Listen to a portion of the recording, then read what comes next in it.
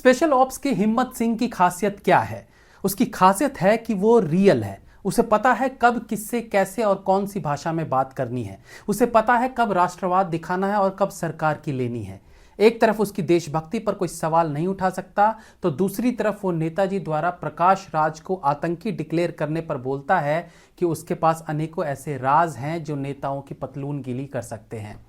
उसे पता है कि किस अधिकारी को कैसे हैंडल करना है और किस खबरी से कैसे बात करनी है। वो पाकिस्तानी हैंडलर से काम निकलवाता है, लेकिन हेल्प मांगकर नहीं, हक से या उसे कोई दूसरी चीज ऑफर करके। और काम निकलवाने के बाद भी उसे उसकी औकात में रखता है, मतलब कभी सर पे नहीं चढ़ने देता।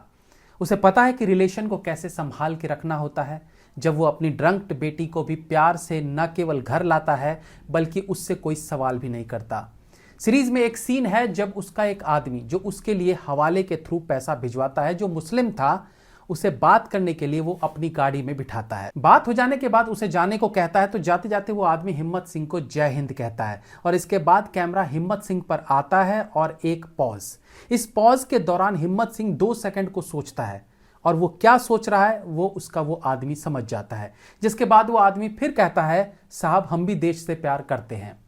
है तो ये कुछ एक सेकंड का सीन, लेकिन कम शब्दों में भी ये दृश्य बहुत कुछ बोलता है। और इस सीन का असली निष्कर्ष निकलता है इस सीन के खत्म होने पर, जब हिम्मत सिंह कहता है कि फलाने अकाउंट में पैसे डलवा दे। जिस पर वो आदमी कहता है, कितने पैसे साहब? तब हिम्मत सिंह बोलता है, अबे जितना तुझे देश से प्यार है उतना डलवा दे। अब उसे देश से कितना प्यार है और कितना वो डलवा सकता है, शायद इसका अंदाजा था हिम्मत सिंह को। इसलिए अमाउंट बोलने की बजाय वो आखिरी लाइन बोलता है कि जितना तुझे देश से प्यार है उतना डलवा दे। तो मैं कहूंगा कमाल की राइटिंग भी इस वेब सीरीज के बेस्ट होने का एक रीजन है। तो 5 साल के गैप के बाद हिम्मत सिंह ने वापसी की, और क्या धमाकेदार वापसी की। ऐसी वापसी की लगा अब इससे बेहतर वेब सीरीज कोई क्या ही बना सकता है। आज पूरी दुनिया गोला बम बारूद छोड़ डिजिटल लड़ाई में कूद पड़ी है। उसे बहुत ही सुंदर तरीके से दिखाने की कोशिश की है नीरज पांडे ने।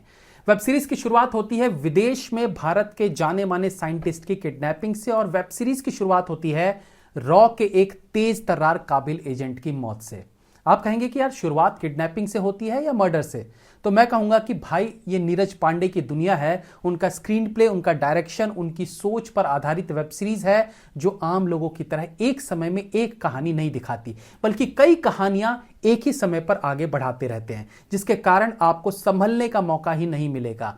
हर वक्त सीरीज थ्रिल से भरी रहती है, डल मोमेंट के लिए जगह ही नहीं रहती है। इसलिए ये किडनैपिंग और मर्डर एक साथ स्क्रीन पर दिखाया जा रहा होता है। नीरज पांडे की और भी कोई फिल्म देखें तो उनका यही स्टाइल होता है। उन फिल्मों में भी वो कहानी को अनोखे ढंग से प्रेजेंट करते हैं। उनकी कहानी सीधी नहीं होती। फॉर एग्जाम्पल, अगर उन्हें दिखाना है कि एक बच्चा स्कूल गया और स्कूल से वापस आ गया, तो वो दिखाएंगे कि बच्चा स्कूल के लिए निकला।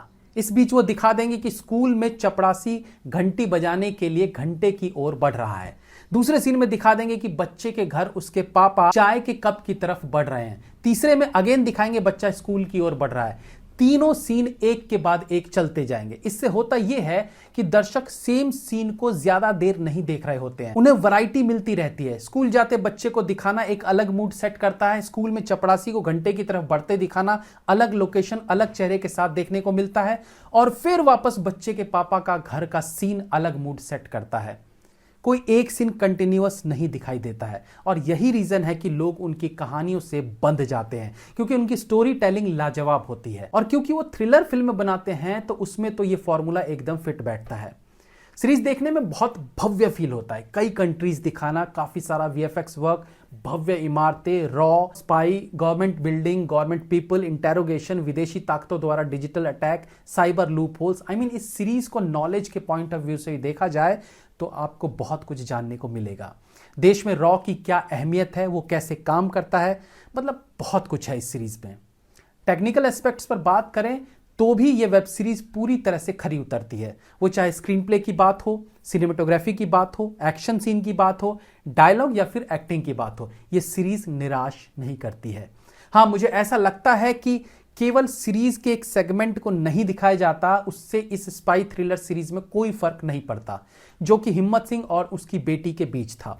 बड़ा कॉमन सा हो गया है टीनेजर्स को आफती दिखाना। आई डोंट अंडरस्टैंड कि जो बच्ची शुरू से हिम्मत सिंह के यहां पली बड़ी हो वो उसी से केवल इसलिए क्यों नफरत करने लगेगी क्योंकि वो उसका असली बाप नहीं है। और क्या ये सच में इतना बड़ा विषय हो जाता है कि वो बार में जाकर ड्रंक्ड हो जाती है। आई अंडरस्टैंड कि कहानियों में रोने धोने वाले सीन की एक अलग अहमियत होती है, बट ये प्योर स्पाई थ्रिलर फिल्म है। यहां फर्क नहीं पड़ता अगर इमोशनल सीन इस सीरीज में नहीं है तो। द फैमिली मैन में भी ऐसा ही कुछ था। मनोज बाजपेयी की टीन एज बेटी प्यार में फंस जाती है, बट स्टिल वो सीन कहानी से कनेक्टेड था क्योंकि वो लड़का आतंकी था जिससे वो प्यार कर बैठी थी। बट यहां बाप बेटी के सीन से कहानी में कोई चेंजेस नहीं आया है। बट स्टिल इसमें कोई शक नहीं है कि special ops 2 one of the best web series है जो आपको सीट के एज पे रखेगी।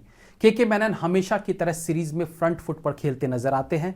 उनका किरदार घर और ऑफिस के बीच ही रहता है, लेकिन फिर भी इस किरदार का एटीट्यूड, उसकी डायलॉग डिलीवरी, उसका उठना बैठना चलना, उसका गुस्सा, उसका मजाक, उसकी सीरियसनेस, सब कुछ इतना रियल लगता है कि कभी कभी मुझे लगने लगता है कि के मेनन रियल में भी एक एक्टर नहीं बल्कि एक सीनियर रॉ एजेंट है।